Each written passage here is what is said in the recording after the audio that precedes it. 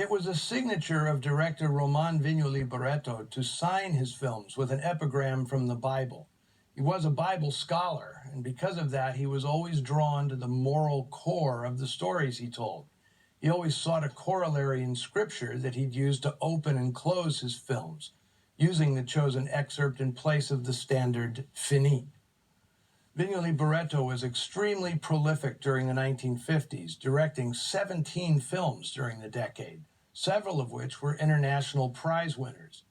The Film Noir Foundation has also restored his 1953 film El Vampiro Negro, in which actor Nathan Pinzon, who played the character of Carpax in today's film, assumed the Peter Lorre role for an extraordinary reworking of the 1931 classic M, which I hope to present on Noir Alley very soon.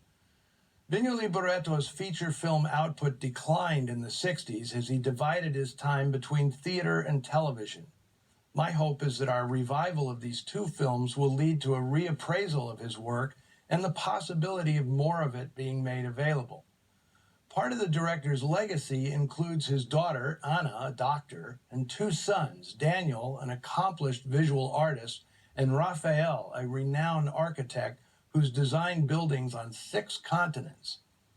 And speaking of notable sons, the author of The Beast Must Die, Nicholas Blake, is in actuality renowned Irish poet and novelist Cecil Day Lewis, who wrote his mysteries under an alias to not sully his literary reputation with the taint of lowbrow genre fiction.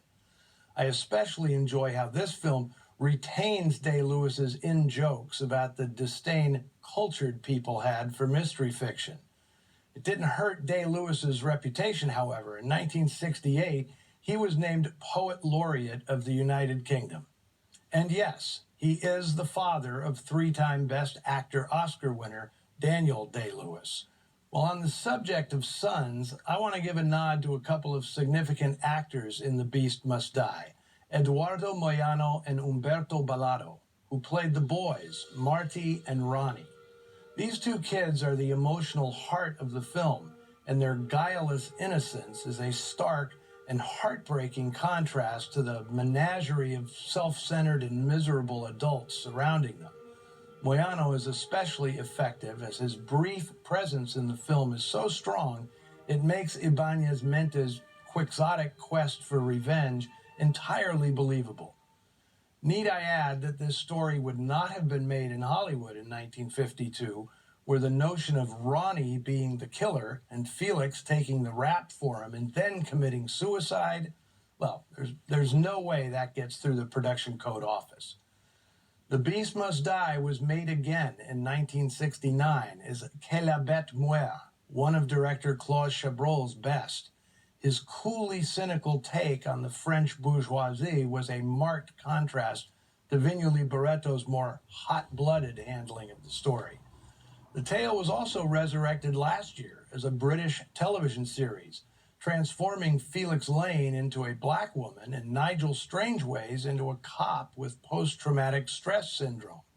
It stretched out the taut and inventive plot into multiple episodes over 2 seasons, proving once again that less is often more. Well, if you enjoyed this version of The Beast Must Die, let us know about it on the Noir Alley Facebook page or Twitter feed. And now, thanks to our colleagues at Flickr Alley, you can own Blu-rays of the Film Noir Foundation restorations of The Beast Must Die and another amazing Argentine film shown on Noir Alley, Los Tallos Amargos. Next week, I'll be back with a special Halloween show, the first ever double bill on Noir Alley. I'm presenting Val Lewton's Cat People and The Leopard Man back to back, and you do not want to miss either one. Until then, I'll be looking for you in the shadows.